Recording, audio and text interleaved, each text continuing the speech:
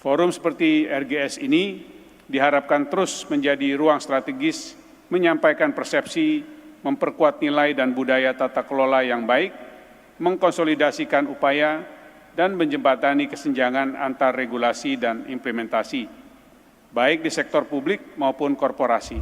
Bank Indonesia menyebut defisit NPI ditopang oleh defisit transaksi berjalan atau current account deficit, juga defisit transaksi modal dan finansial. Junanto mengungkapkan, current account deficit pada kuartal 2 2025 mencatatkan defisit sebesar 3 miliar dolar Amerika Serikat atau 0,8% dari PDB, lebih tinggi dibandingkan dengan defisit kuartal 1 yang mencapai 0,2 miliar dolar Amerika Serikat atau 0,1% dari PDB. Pemirsa, Otoritas Jasa Keuangan terus mendorong industri jasa keuangan menerapkan tata kelola berlandaskan prinsip Governance, Risk and Compliance atau GRC demi pertumbuhan yang berkelanjutan. Ya, Ketua Dewan Komisioner OJK menjelaskan adaptasi GRC di industri keuangan sangat diperlukan demi memastikan pengembangan ekonomi melalui sistem keuangan dapat berjalan lancar. Otoritas Jasa Keuangan mendukung pembangunan ekonomi yang inklusif dan tangguh melalui prinsip GRC. Ketua Dewan Komisioner OJK, Mahendra Siregar menjelaskan bahwa pengembangan sektor keuangan membutuhkan integrasi antar sektor yang responsif serta sinergi kebijakan fiskal dan moneter. Menurutnya, penerapan tata kelola berbasis GRC yang adaptif dan kolaboratif sangat penting untuk menopang pertumbuhan berkelanjutan sekaligus memperkuat ketahanan nasional.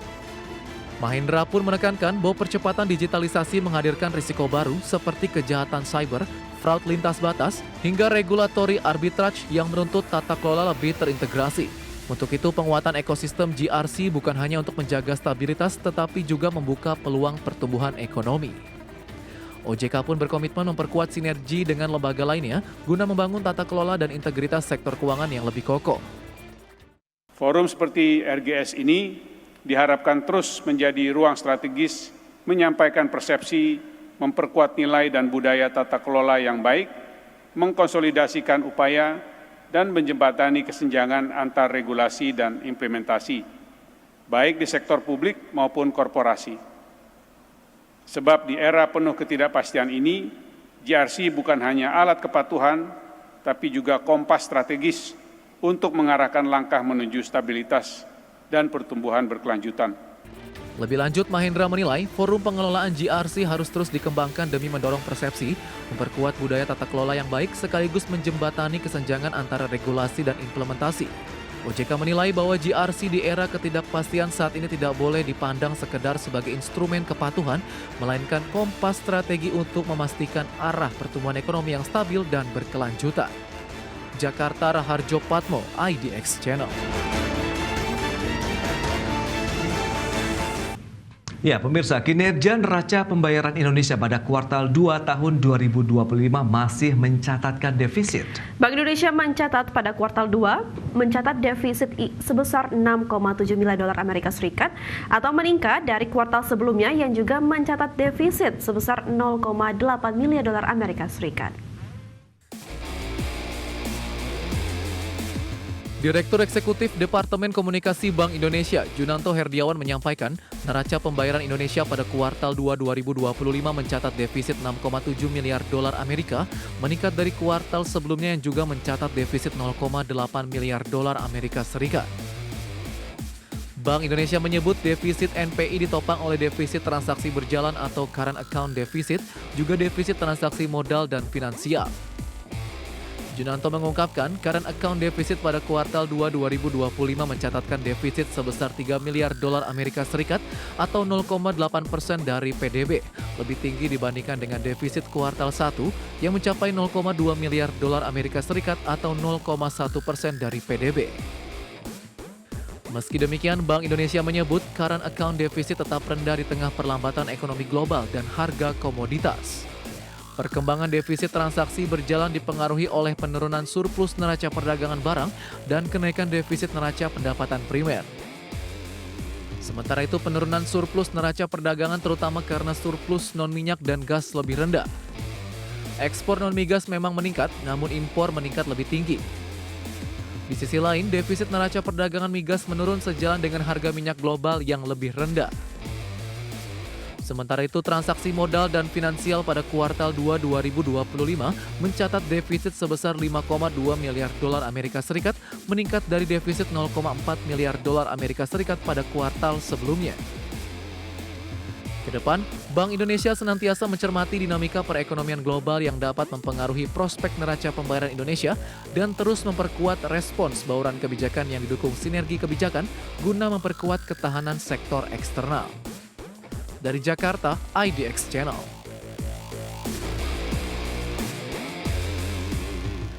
Ya, pemirsa, Bank Indonesia memperkirakan pertumbuhan ekonomi global akan berada di level 3% atau lebih rendah dari proyeksi semula yang melebihi 3%. Gubernur Bank Indonesia Peri Warjio menjelaskan perekonomian dunia melemah sejalan dengan implementasi tarif resiprokal Amerika Serikat.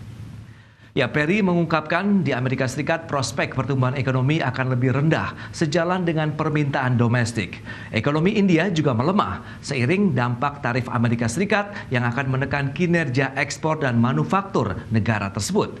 Kondisi pertumbuhan ekonomi Eropa, Jepang, dan juga China diperkirakan lebih baik seiring dengan tarif resiprokal yang lebih rendah dan topangan belanja fiskal yang ditempuh pemerintah negara-negara tersebut. Ekonomi dunia oleh Bank Indonesia diperkirakan akan berpotensi lebih rendah dari perkiraan. Ya, kita perkirakan sebelumnya 3% pada 2025 dan demikian juga 2026. Dengan kebijakan resiprokal tarif ini ada potensi lebih rendah. Memang dampaknya ke masing-masing negara berbeda-beda. Tadi saya sampaikan India kemungkinan akan lebih rendah. Untuk Tiongkok, Eropa, dan Jepang dampak pertumbuhan ekonominya kemungkinan juga dampaknya. Ya, masih di Prime Market Highlight pemirsa, DPR RI resmi mengesahkan rancangan undang-undang tentang pertanggungjawaban atas pelaksanaan APBN tahun anggaran 2024 menjadi undang-undang. Ya, meski demikian, Banggar DPR RI memberikan 8 catatan dari masing-masing fraksi terkait dengan pelaksanaan APBN tahun 2024. DPR resmi mengesahkan rancangan undang-undang tentang pertanggungjawaban atas pelaksanaan APBN tahun anggaran 2024 menjadi undang-undang. Pengesahan tersebut dilakukan dalam rapat paripurna ketiga masa persidangan 1 tahun sidang 2025-2026. Dalam paparannya, Wakil Ketua Badan Anggaran DPR Wihadi Wianto menyampaikan, Banggar DPR RI memberikan 8 catatan dari masing-masing fraksi di DPR terkait pelaksanaan APBN 2024. Badan Anggaran DPR RI juga mengapresiasi opini wajar tanpa pengecualian atau WTP oleh Badan Pemeriksa Keuangan atas laporan keuangan pemerintah pusat atau LKPP 2024. Capaian tersebut merupakan capaian opini terbaik yang berhasil dipertahankan oleh pemerintah. Berdasarkan hasil pemeriksaan BPK, memberikan opini wajar tanpa pengecualian atau WTP. Opini WTP atas LKPP tahun 2024 tersebut merupakan capaian opini audit terbaik yang berhasil dipertahankan oleh pemerintah. Semenjak LKPP memperoleh opini WTP pada tahun 2016. Bala saatnya kami minta persetujuan fraksi-fraksi terhadap rancangan undang-undang tentang pertanggungjawaban atas pelaksanaan anggaran pendapatan dan belanja negara tahun anggaran 2024. Apakah dapat disetujui untuk disahkan menjadi undang-undang? Terima kasih. APBN 2024 mencatatkan pendapatan negara sebesar Rp2.850,6 triliun atau 101,72% dari target yang ditetapkan sebesar Rp2.802,5 triliun.